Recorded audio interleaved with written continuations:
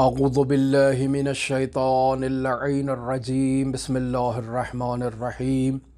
الحمد للہ رب العالمین الصلاة والسلام علی اشرف الانبیاء والمرسلین وعلی آلہ طیبین الطاہرین المعصومین الذین اذہب اللہ عنہم الرجس وطہرہم تطہیرا اما بعد قال اللہ تبارک وتعالی فی القرآن الکریم واللہ احق ان تخشاہ۔ ہماری آپ کے ساتھ گفتگو حضرات اہل بیت علیہم الصلاۃ والسلام کے شیعوں کی علامات کے بارے میں جاری تھی۔ ہم بیان کر رہے تھے کہ حضرات اہل بیت علیہم الصلاۃ والسلام کی نورانی احادیث میں ان کے شیعوں، ان کے محبوں، ان کے پیروکاروں کے لیے کیا علامات بیان کی گئی ہیں۔ یعنی در واقع دوسرے الفاظ میں یوں کہا جائے کہ حضرات اہل بیت اپنے شیعوں کو کس روپ میں اور کس حالت میں دیکھنا پسند کرتے ہیں۔ آج جس علامت کا آپ کی خدمت میں ذکر کر رہا ہوں اس کا عنوان ہے کہ شیعہ اہل بیت ظاہری اور باطنی طور پر خوف خدا میں مبتلا رہتے ہیں، یعنی اللہ تبارک و تعالیٰ کی ذات سے خوف زدہ رہتے ہیں۔ قرآن مجید کی آیت مجیدہ میں نے سرنامہ کلام قرار دی کہ سورہ احزاب کی آیت نمبر 37 میں خداوند متعال ارشاد فرما رہا ہے کہ اللہ زیادہ حقدار ہے کہ اس سے ڈرا جائے۔ عموماً معاشرے میں ہم جب بھی کسی کی عظمت کو، کسی کی ابوہت کو مشاہدہ کرتے ہیں تو اس سے مشاہدہ کرنے سے ہمارے دل میں، ہمارے باطن میں ایک خوف ظاہر ہوتا ہے۔ اس خوف کے ظاہر ہونے سے بہتر یہ ہے کہ انسان اللہ سے ڈرے، چونکہ اگر کسی کی عظمت اور کسی کی ابوہت سے انسان نے خوف زدہ ہونا ہے تو خداوند متعال کی ذات سے بڑھ کے کسی کی عظمت نہیں ہے اور کسی کی ابوہت نہیں ہے۔ لہٰذا سزاوار اور شائستہ یہ ہے کہ انسان اللہ تبارک و تعالیٰ کی ذات سے ڈرے۔ اللہ سے ڈرنے کا کیا مطلب ہے؟ بعض لوگ کہتے ہیں کہ یہ سوال کرتے ہیں کہ کیا خداوند متعال اس قدر خوفناک ہے کہ اس سے ڈرا جائے؟ کیا خداوند متعال کی ہیبت کوئی ایسے ترسناک انسان یا کسی ترسناک موجود کی طرح ہے کہ انسان کو خداوند متعال کی اس ہیبت کا تصور کر کے اپنے بدن میں قپقپی لانی چاہیے اور لرزہ طاری کرنا چاہیے؟ ایسا ہے؟ نہیں، ہرگز ایسا نہیں ہے۔ خوف خدا یعنی عظمت الہی کو درک کرنا اور عظمت الہی کو پہچاننا، اور پھر اس عظمت الہی کے سامنے خاضع اور خاشع ہو جانا، جھک جانا اور اس کی عظمت کے آگے سجدہ ریز ہو جانا، یہ خوف خدا ہے۔ وگرنہ خداوند متعال کوئی خوفناک چیز نہیں ہے۔ اللہ سے ڈرتے کون ہیں؟ وہ لوگ جو اللہ تبارک و تعالیٰ سے ڈرتے ہیں، قرآن مجید میں ان کے 3 گروہ بیان کیے گئے ہیں۔ اولو الالباب ایک طائفہ ہے کہ جو اللہ سے ڈرتا ہے اور اللہ تبارک و تعالیٰ کی ذات کو ان کا خوف عزیز ہے۔ متقین اللہ تبارک و تعالیٰ کی ذات سے خوف زدہ ہوتے ہیں جن کا خوف عزیز ہے۔ مؤمنین اللہ تبارک و تعالیٰ کی ذات سے خوف زدہ ہوتے ہیں جن کا خوف عزیز ہے، یعنی شیعہ۔ تو پس معلوم ہوا کہ اللہ تبارک و تعالیٰ کی ذات سے خوف زدہ ہونا، اللہ تبارک و تعالیٰ کی ذات سے ڈرنا متون دینی میں ممدوح عمل ہے، یعنی اچھا ہے کہ انسان خداوند متعال کی ذات سے اس کی عظمت کے مد مقابل سر تسلیم خم کرے اور ہمیشہ عاجزانہ طور پر اس کے دربار میں عاجزی کے ساتھ رہے۔ اسی کا نام خوف الہی اور خشیت الہی ہے۔ خوف الہی کے کچھ آثار ہیں، کچھ علامات ہیں، کچھ برکات ہیں۔ یعنی اگر انسان خوف الہی میں مبتلا ہو جاتا ہے تو کچھ ایسی چیزیں ہیں کہ جو اس کے وجود میں ظاہر ہو سکتی ہیں۔ پہلی سب سے بڑی چیز یہ ہے کہ انسان جب خوف الہی میں مبتلا ہوتا ہے تو وہ تمام عرفی برائیوں سے بھی اور تمام دینی برائیوں سے بھی اجتناب کرتا ہے۔ عرفی برائیاں یعنی جسے معاشرہ عرف عام برا شمار کرتا ہے، معاشرہ کہتا ہے کہ یہ چیز مذموم ہے معاشرتی اعتبار سے، انسان اس معاشرتی برائی کو مد نظر رکھتے ہوئے معاشرے کے اندر اپنے وجود سے اس برائی کو قلقمہ کرتا ہے اور خداوند متعال کے حضور سرخرو ہوتا ہے کہ وہ چیز جو تیرے عباد کو پسند نہیں ہے میں نے اس کو اپنی ذات سے نفی کر دیا ہے تاکہ تو مجھ سے راضی ہو جائے۔ اور انسان دینی برائیوں سے یعنی وہ جو دین اسلام میں متون اسلامی میں جنہیں برائی شمار کیا گیا ہے اور جن سے انسان کو منع کیا گیا ہے، انسان اس برائی سے بھی اجتناب کرتا ہے خوف الہی اور خشیت الہی میں۔ مثلا خداوند متعال نے انسان کو کسی بے گناہ کے قتل کرنے سے منع کیا ہے اور فرمایا ہے کہ اگر تم نے کسی بے گناہ کو قتل کیا تو گویا کہ تم نے تمام انسانیت کو قتل کر دیا ہے، لہٰذا یہ خشیت الہی اور خوف الہی اور اطاعت الہی میں قتل سے اجتناب کرتا ہے، چوری سے اجتناب کرتا ہے، زنا سے اجتناب کرتا ہے، لواط، مساحقہ، خود سود خوری اور اس قسم کے جتنے بھی شراب خوری، قمار، ان تمام چیزوں سے انسان کیا کرتا ہے؟ اجتناب کرتا ہے۔ کیوں؟ چونکہ اللہ تبارک و تعالیٰ کی ذات کو یہ امور پسند نہیں ہے، اور اللہ تبارک و تعالیٰ کی ذات نے اپنے دین کے جو ان الدین عند اللہ الاسلام ہے، خداوند متعال نے اپنے منتخب دین اور پسندیدہ دین اسلام میں ان تمام قبیح امور کو حرام قرار دیا ہے، لہٰذا وہ شخص جو خداوند متعال کے خوف میں مبتلا رہتا ہے وہ ان امور سے اجتناب کرتا ہے تاکہ خداوند متعال کی بارگاہ میں درست عنوان سے خاشع اور خاضع ہونے کا مصداق بن سکے۔ پھر یہ شخص جو خوف خدا میں مبتلا ہوتا ہے، اس کی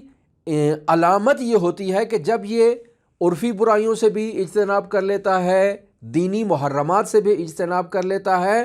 اور خداوند متعال کے محضر میں مطیع محض بن کر خداوند متعال کے احکام کا عملی مجسمہ بن جاتا ہے، یعنی اطاعت محض کا مصداق ہوتا ہے۔ یہ صرف اور صرف اطاعت، اس کے کان جو ہیں وہ اولیاء الہی کے احکام کے منتظر ہوتے ہیں کہ اولیاء کچھ دستور صادر کریں اور یہ اطاعت محض کا مصداق بن کے خداوند متعال کی اطاعت کا عملی نمونہ اور مجسمہ خود کو پیش کرے۔ ایسے افراد نصیحت کو بھی قبول کر لیتے ہیں، یہ ان کی اہم خصوصیت ہے کہ جب ان کو کسی چیز کی اولیاء الہی ترغیب دلاتے ہیں، کسی کام کی نصیحت کرتے ہیں تو ان کے کان سنتے ہیں اور ان کے اعضاء و جوارح فوراً حرکت میں آتے ہیں اور اولیاء الہی کی اطاعت محض میں کو خدا کی اطاعت محض قرار دیتے ہیں۔ لہٰذا دوئیت نہیں ہے، یعنی خدا کا حکم اور اولیاء الہی کا حکم کوئی دو الگ چیزیں نہیں ہیں، ان کے درمیان تضاد نہیں ہے، محاذ نہیں ہے، جھگڑا نہیں ہے، لڑائی نہیں ہے۔ اولیاء الہی نے جو بات کہہ دی وہی بات ہے کہ جو اللہ تبارک و تعالیٰ نے اولیاء الہی کے ذریعے اس تک پہنچائی ہے، وگرنہ اولیاء الہی اپنے وجود سے اپنی طرف سے کچھ نہیں کہتے، کیونکہ اگر اپنی طرف سے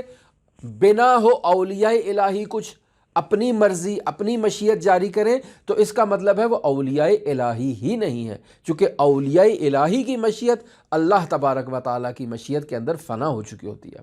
دو نہیں ہوتے۔ پھر یہ جو شخص خوف خدا میں مبتلا ہے یہ فلاح، سعادت، نجات کا مصداق ہوتا ہے۔ جب اس کے وجود میں غیر خدا کا خوف نہیں ہوتا تو غیر خدا کے سامنے یہ شخص شجاع ہوتا ہے۔ اس کے وجود میں خوف صرف خدا کا اور الہ کا ہے، غیر خدا سے کوئی خوف نہیں ہے، تو شجاعت کا اتم مصداق یہ شخص ہوتا ہے اور ہدایت کا مصداق بھی ہوتا ہے۔ کیوں؟ چونکہ اس نے اولیاء الہی کی گفتگو کو سننا ہے اور اعضاء و جوارح سے اس پر عمل کرنا ہے، تو یہ شخص ہدایت کی راہ پر گامزن ہے۔ لہٰذا ہم دیکھتے ہیں کہ ایسے افراد جو خداوند متعال کی بارگاہ میں خوف میں، خدا سے خشیت میں، اللہ تبارک و تعالی سے ڈرتے ہیں، اور وہ افراد جو اللہ سے ڈر کے اپنے وجود میں آثار خوف کو جاری کرتے ہیں،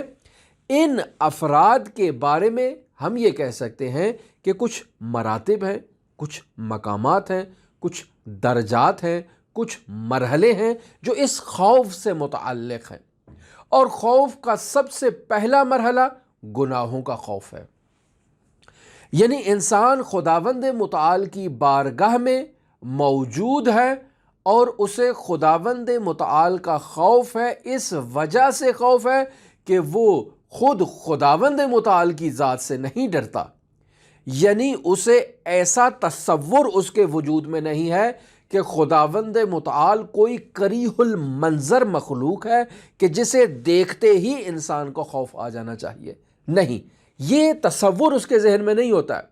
اس کے ذہن میں یہ تصور موجود ہے کہ اللہ جمیل و یحب الجمال، اللہ خوبصورت ہے اور وہ جمال کو پسند کرتا ہے، لہٰذا یہ اپنے وجود میں جمال کا مظہر بنتا ہے تاکہ اللہ کا پسندیدہ اور محبوب بن سکے۔ تو پھر سوال ہوتا ہے کہ یہ جو خوف ہے یہ کس لیے ہے؟ یہ خوف اپنے گناہوں کا خوف ہے عدالت الہیہ کے مقابلے میں، یعنی انسان کو خداوند متعال کی عدالت کا خوف ہے کہ یہ خدا اگر میرے ساتھ عدالت سے کام لے تو پھر اس عدل کی بارگاہ سے میں کسی بھی صورت میں نجات حاصل نہیں کر پاؤں گا، اور میں عدالت الہیہ کی عدالت کا مقابلہ نہیں کر سکتا، یعنی میں اس کے سامنے سرخ رو نہیں ہو سکتا ہوں، چونکہ وہاں پر وضع الشیء فی محلہ ہے۔ وہ عدالت اگر میرے ساتھ برتی جائے تو مجھے اگر میرے ہی مقام پر رکھا جائے تو میرا مقام تو نہایت ہی پست مقام ہے۔ میں خداوند متعال کے قرب و جوار اور خداوند متعال کی نزدیکی کا خواہاں ہوں، اور اگر عدالت سے برخورد کی جائے تو میرا مقام تو اسفل سافلین میں چلا جائے گا،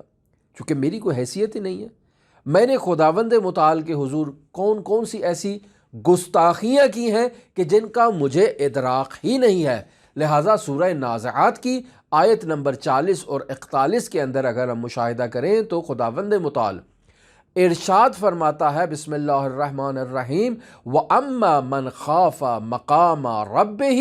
وَنَهَى النَّفْسَ عَنِ الْهَوَىٰ فَإِنَّ الْجَنَّةَ هِيَ الْمَأْوَىٰ، یعنی جو بھی اپنے پروردگار کے مقام سے ڈرتا ہے، پس خوف خدا یعنی خوف مقام الہی، اور وہ خوف مقام الہی کیا ہے؟ عدالت الہی،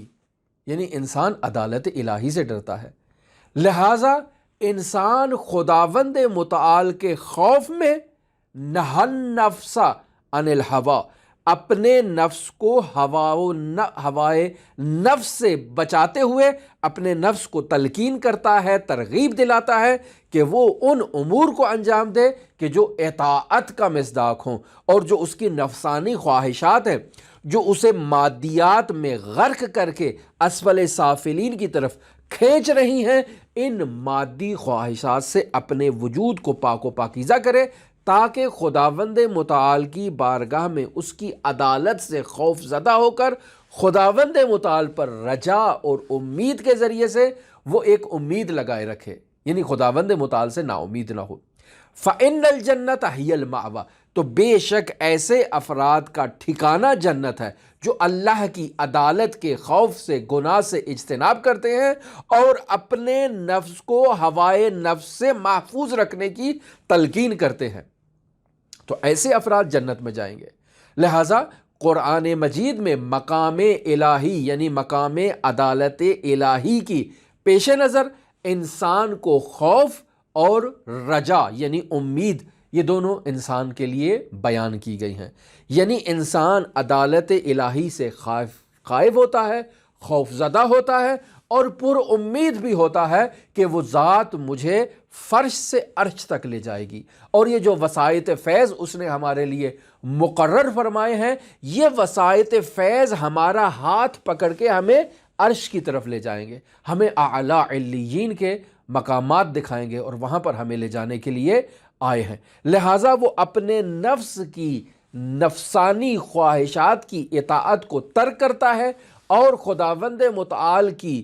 طرف جو ہے وہ نا امیدی سے بھی وہ نہیں دیکھتا، امیدوار ہوتا ہے، رجا رکھتا ہے کہ خداوند متعال اپنی نظر کرم اور اپنے لطف سے ہمیں اعلیٰ مقام پر پہنچائے گا۔ لہٰذا یہ ہرگز اس کے وجود میں نہیں ہوتا کہ میرے وجود کے اندر جو بھی برائی ہے، میرے وجود کے اندر جو بھی نقص ہے، خداوند متعال سے امید ہے کہ خداوند متعال اپنے ہادی کے طفیل کہ جو میرا ہاتھ پکڑ کے صرف مجھے ہدایت نہیں کر رہا بلکہ میرا ہاتھ پکڑ کے مجھے ہدایت کے مقام تک پہنچا رہا ہے، تو وہ ہادی خدا میرے لیے مقرر جو اس نے فرمایا ہے وہ مجھے اس مقام تک لے کر جائیں گے۔ لہٰذا امید ہے، اپنے آپ کو کنٹرول کیا ہوا ہے، اپنے نفس کو ہوائے نفس سے بچایا ہوا ہے، وَنَهَى النَّفْسَ عَنِ الْهَوَىٰ کا مصداق بنا ہوا ہے۔ اب خوف تو ہے لیکن خوف کے ساتھ رجا بھی اس کے اندر ہے، تو فَإِنَّ الْجَنَّةَ هِيَ الْمَأْوَىٰ، تو جنت اس کا مقام ہے۔ پس پہلا مقام انسان اپنے گناہوں سے خوف زدہ ہوتا ہے عدالت الہیہ کے پیش نظر، اور اپنے نفس کو تلقین کرتا ہے کہ اس کا نفس کبھی بھی کوئی ایسا فعل انجام نہ دے کہ جس فعل کے ذریعے سے وہ اسفل سافلین میں چلا جائے گا۔ پس عدالت الہیہ یعنی انسان عدالت الہیہ سے خوف زدہ ہو۔ کون شخص عدالت الہیہ سے خوف زدہ ہوتا ہے؟ وہی شخص عدالت الہیہ سے خوف زدہ ہوتا ہے جس کے حساب میں گڑبڑ ہوتی ہے، جس کے حساب میں اونچ نیچ ہوتی ہے۔ لہٰذا استغفار سے پہلے وہ خداوند متعال کے حضور طلب بخشش سے پہلے خداوند متعال کی اس عدالت سے ڈرتا ہے، چونکہ اگر خداوند متعال عدل و انصاف سے کام لے تو وہ اسفل سافلین میں یقیناً جائے گا۔ لہٰذا مقام عدالت الہی کا خوف گناہگار کے دل میں ہمیشہ رہتا ہے، اور حضرت سید الاوصیاء جو نہج البلاغہ میں ارشاد فرما رہے ہیں وَلَا يَخَافَنَّ إِلَّا ذَنْبُ، یعنی یہ لوگ اللہ تبارک و تعالی کی ذات سے خوف زدہ نہیں ہوتے مگر اپنے گناہوں کی وجہ سے، یعنی یہ اپنے گناہوں کی وجہ سے عدالت الہیہ کے کٹہرے میں کھڑے ہونے سے خوف زدہ ہوتے ہیں، چونکہ انہیں معلوم ہے کہ اگر عدل الہی کے سامنے ہم آ گئے تو ہماری نجات ناممکن ہے۔ لہٰذا رجا کے ساتھ یہ استغفار کرتے ہیں، امید رکھتے ہیں کہ خداوند متعال اس عاصی انسان کے عصیان کو برطرف کرے، معاف کرے اور اسے اعلیٰ مقام تک منتقل کرے۔ پھر آگے ہم چلیں، اگر خوف کے دوسرے مقام کو دیکھیں تو یہ خوف جو ہے یہ عاشقوں کا خوف ہے، یعنی خداوند متعال کی عشق میں انہیں عذاب کا خوف نہیں ہے۔ وہ نہیں کہتے کہ اے خدایا تو مجھ پہ عذاب کر دے، نہیں، اے خدا تو مجھ پہ عذاب تو کر دے لیکن میں تیرے فراق پہ راضی نہیں ہوں،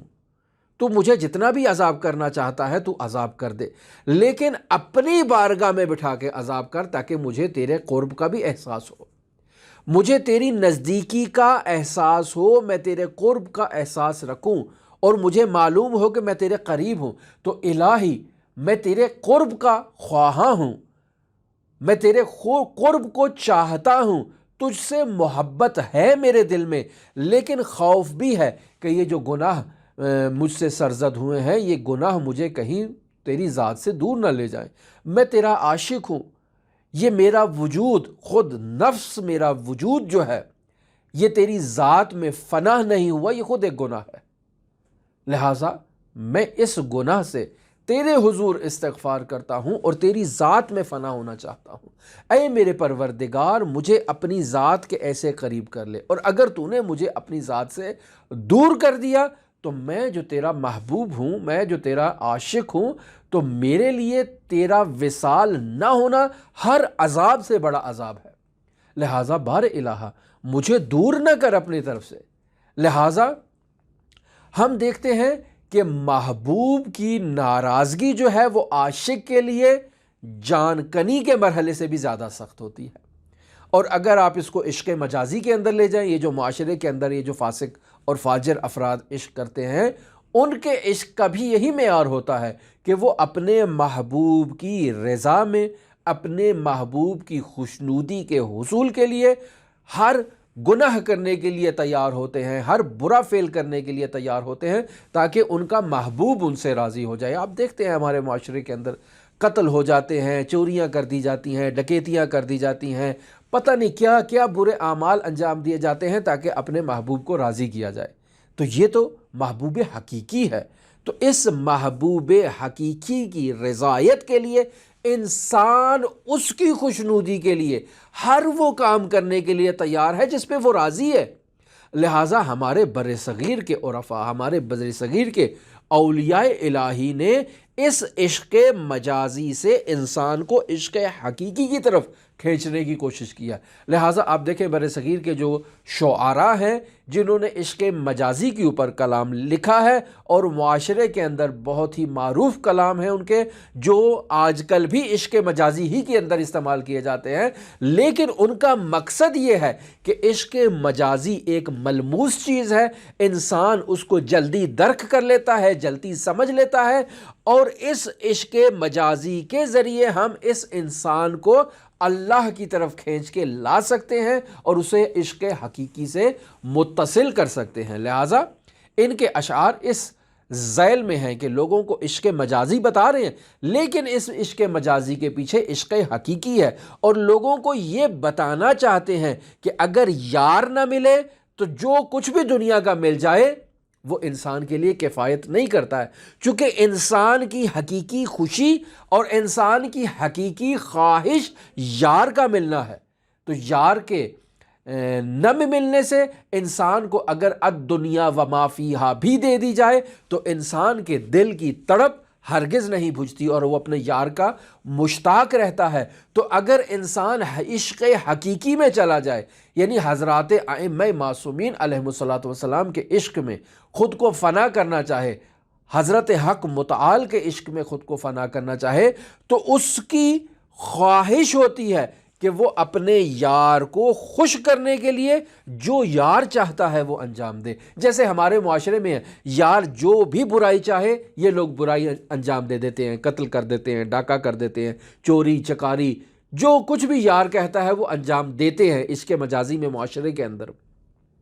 وہ کہے 1000 کا بیلنس لوڈ کرا دو تو 1000 کا، 2000، 3000، 4000، جو فرمائشیں کرے گا یار یہ فرمائشیں پوری کرنے پہ لگے رہتے ہیں۔ یہ عشق مجازی ہے۔ لیکن اگر آپ اسے عشق حقیقی میں لے جائیں اور خداوند متعال کے عشق میں، خداوند متعال کی اطاعت میں خود کو فنا کر لیں، تو جو خداوند متعال ان سے چاہے گا یہ اس کی چاہت کے منتظر ہوں گے، فوراً اطاعت کر لیں گے، دور نہیں ہوں گے۔ تو پس عاشقوں کا خوف کا مرحلہ جو ہے وہ دوری معشوق ہے، یعنی وہ لوگ جو خداوند متعال کے عشق میں مبتلا ہیں اور خائف ہیں، ان کا خوف عشق کا خوف ہے، اور ان کا خوف یہ ہے کہ ان کا معشوق ان سے جدا نہ ہو جائے۔ لہٰذا یہ خوف کا دوسرا مرحلہ ہے۔ تیسرا خوف کا مرحلہ جو ہے وہ عظمت اور ہیبت الہیہ کا خوف ہے، یعنی انسان جب معاشرے میں ایک بہت ہی عظیم چیز کو دیکھتا ہے اور اس کے خوف میں مبتلا ہو جاتا ہے، تو جتنی بھی عظیم چیزیں ہوں ان کی عظمت خداوند متعال کی بارگاہ میں اور خداوند متعال کے حضور میں کوئی حیثیت اور کوئی اہمیت نہیں رکھتی ہے۔ عظمت صرف ذات پروردگار کے لیے ہے، خداوند متعال کے لیے ہے۔ اولیاء الہی اور حضرات معصومین علیہم الصلاۃ والسلام اسی عظمت کو مد نظر رکھتے ہوئے خداوند متعال کے حضور خوف زدہ رہتے تھے اور ڈرتے تھے۔ خوف کا یہ بلند ترین مرتبہ اور بلند ترین مقام اولیاء الہی کو حاصل ہے، جو عظمت الہی کے آگے ہمیشہ خاضع اور خاشع رہا کرتے تھے، خشوع کے ساتھ رہا کرتے تھے، تواضع کے ساتھ رہا کرتے تھے، اور خداوند متعال کے جمال اور جلال کی تجلیوں کو مد نظر رکھتے ہوئے یہ ہمیشہ خداوند متعال کے آگے خضوع کی کیفیت میں رہتے تھے۔ میں ایک واقعہ نقل کرتا ہوں، حضرت سید الاوصیاء امیر المؤمنین علی بن ابی طالب علیہ آلاف و تحیت و ثنا کا متعدد کتابوں میں یہ واقعہ درج ہے۔ میں آپ کی خدمت میں مرحوم قاسم قزوینی جو انہوں نے اپنی کتاب ولادت سے شہادت تک حضرت سید الاوصیاء کے بارے میں لکھی ہے، اس میں یہ نقل کرتے ہیں کہ ابو درداء ایک صحابی ہے، وہ کہتا ہے کہ میں نے حضرت سید الاوصیاء کو مدینے کے باغات میں دیکھا، کہ وہ میری نظروں سے اوجھل ہو گئے۔ میں تلاش میں، جستجو میں حضرت سید الاوصیاء کے پیچھے گیا کہ تلاش کروں کہاں ہیں،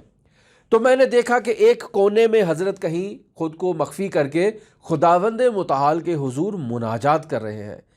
عشق خدا میں، عظمت الہیہ میں اپنے آپ کو خداوند متعال کے حضور ایسے مناجات، دل سوز مناجات میں مصروف ہے کہ یہ ابو درداء کہتا ہے کہ میں کافی دیر تک حضرت علی کی مناجات کو سنتا رہا، پھر اچانک وہ مناجات منقطع ہو گئی، تو میں نے کہا کہ میں جاؤں جا کر دیکھوں حضرت سید الاوصیاء کی یہ مناجات قطع کیوں ہوئی ہیں۔ جب میں نے قریب جا کر دیکھا تو حضرت سید الاوصیاء ایک خشک لکڑی کی طرح بالکل خشک ہو چکے ہیں، خشیت الہی میں، عظمت الہی کے پیش نظر ان کے وجود سے روح پرواز کر چکی ہے۔ میں خوف کے عالم میں فوراً بھاگتا ہوا حضرت صدیقہ طاہرہ فاطمہ زہرا سلام اللہ علیہا کے بیت الشرف میں اور در اقدس پہ آ کر دق الباب کرتا ہے اور آ کر حضرت صدیقہ کو مخاطب کرتا ہے۔ صدیقہ پوچھتی ہیں کہ کیا ہوا؟ کہتے ہیں ابو درداء ہوں، میں نے اس طرح سے ماجرا دیکھا، حضرت سید الاوصیاء کو اس طرح سے مناجات کرتے ہوئے دیکھا، اور اس طرح سے حضرت علی ابن ابی طالب کی روح ان کے جسد خاکی سے پرواز کر چکی ہے اور وہ اب اعلیٰ علیین پر پہنچ چکے ہیں، اس دنیا سے رخصت ہو چکے ہیں۔ تو حضرت صدیقہ فاطمہ زہرا سلام اللہ علیہا فرماتی ہیں کہ اے ابو درداء، یہ علی کا معمول ہے، علی کی روح پرواز نہیں کی، علی موجود ہے لیکن یہ ان کی عبادت کا معمول ہے کہ وہ عظمت الہیہ میں خود کو اس حالت میں مبتلا کر لیتے ہیں کہ ان کی روح ان کے جسد خاکی سے پرواز کر جاتی ہے۔ حضرت امام حسن مجتبیٰ، خوف الہی کی وجہ سے آپ کا رنگ زرد ہو جاتا۔ امام زین العابدین، اگر تاریخ میں مطالعہ کیا جائے تو حضرات ائمہ معصومین کی بے پناہ ایسی مثالیں موجود ہیں۔ تو سوال ہے کہ ہم جو آج کل معاشرے میں ہم جو خود کو اپنے آپ کو شیعہ کہتے ہیں، ہم اللہ تبارک و تعالیٰ کی ذات سے کیوں نہیں ڈرتے ہیں؟ ہمارا نہ ڈرنا معرفت میں کمی کی وجہ سے ہے، ہمارا نہ ڈرنا عظمت الہیہ کو درک نہ کرنے کی وجہ سے ہے، ہمارا نہ ڈرنا عدم عشق کی وجہ سے ہے کہ ہمیں اللہ کا عشق نہیں ہے، ہمیں اہل بیت کا عشق نہیں ہے۔ اگر ہمیں اللہ کا اور اہل بیت کا عشق ہوتا تو ہم اپنی ذات کو ان کی ذات میں فنا کرنے کی کوشش کرتے اور ان کی ذات کے ساتھ بقا رہنے کی کوشش کرتے، لہٰذا دیکھتے کہ وہ کیا کہہ رہے ہیں، ہم ان کے لیے مطیع محض ہو جاتے۔ ہم مطیع محض نہیں ہیں، یعنی نہ تو ہم ان کے عشق میں مبتلا ہیں، نہ ہی ہم نے ان کی عظمت کو درک کیا ہے۔ پھر ہر جگہ ہم خداوند متعال کو حاضر اور ناظر نہیں جانتے۔ اگر ہمیں موجود ہو کہ اس وقت خداوند متعال ہمارے ساتھ موجود ہے تو ہم کسی قسم کا گناہ نہیں کریں گے، کسی قسم کی معصیت نہیں کریں گے، چونکہ ہمیں خداوند متعال کے حضور کا احساس ہے اور اس کے حضور میں گناہ کرنے سے شرم محسوس کرتے ہیں، جس طرح عام خلائق کے حضور گناہ کرنے سے ہمیں شرم آتی ہے۔ تو اسی طرح ہم خدا کے حضور بھی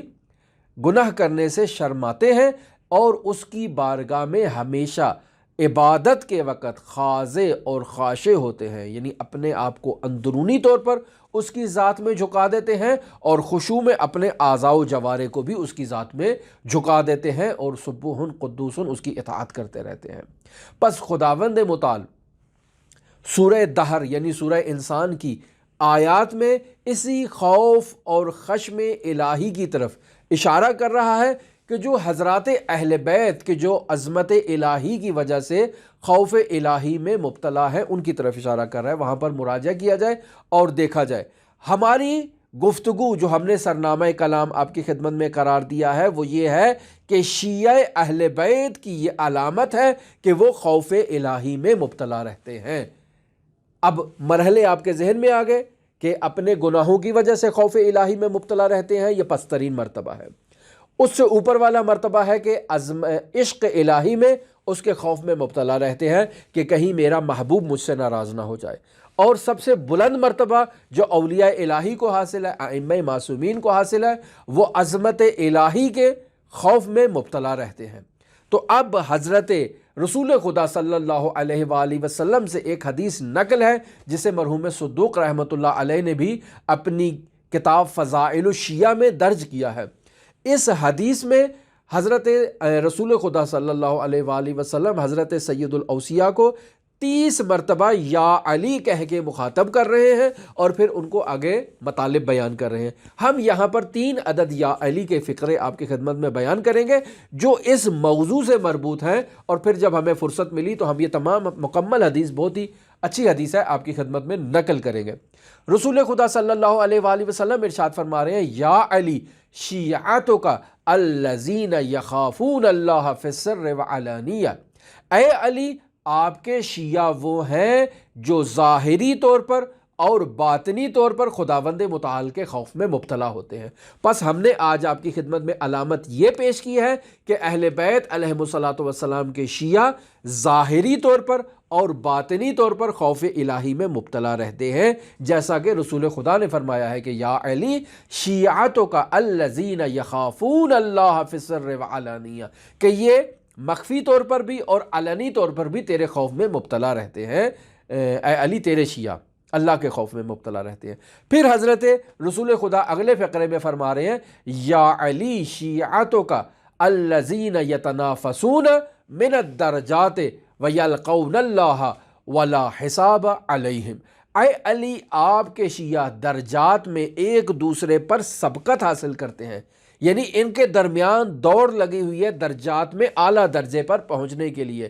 اور اللہ کی ملاقات میں ایک ایسی حالت میں پہنچتے ہیں کہ یہ اپنی گردن میں کسی قسم کا حساب و کتاب نہیں رکھتے۔ پھر ارشاد فرماتے ہیں، یا علی اعمال شیعتک تعرض علی فی کل جمعۃ، اے علی آپ کے شیعوں کے اعمال ہر جمعے کے دن میرے اوپر پیش کیے جاتے ہیں، میرے سامنے لائے جاتے ہیں۔ فقرہ بصالح اعمالہم فافرح بصالح اعمالہم، میں ان کے صالح اعمال کے اوپر خوشحال ہوتا ہوں۔ اے علی مجھے بہت خوشی آتی ہے جب میں آپ کے شیعوں کے صالح اعمال کو دیکھتا ہوں، اور پھر واستغفر لسیئاتہم، اور اے علی میں آپ کے شیعوں کے برے اعمال اور گناہوں کے اوپر میں استغفار کرتا ہوں۔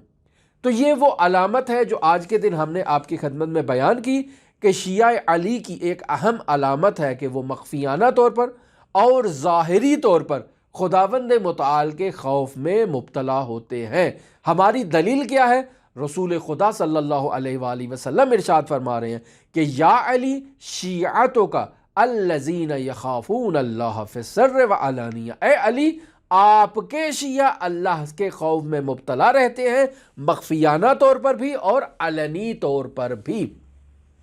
لہٰذا ہماری دعا ہے کہ خداوند متعال ہمیں اپنے گناہوں سے جو ہمارے وجود میں ہیں، ان گناہوں سے، گناہوں کے خوف میں مبتلا کر، اور ان گناہوں کے خوف کی وجہ سے ہم تیرے سے خوف زدہ ہوں، پھر ہمیں اپنے عشق میں مبتلا کر کہ ہم تیرے عشق میں تیرے خوف میں مبتلا ہوں، اور ہمیں اپنی عظمت سے بھی آگاہ فرما کہ جو بلند مرتبہ ہے کہ ہم تجھ سے خائف ہوں تیری عظمت کی وجہ سے۔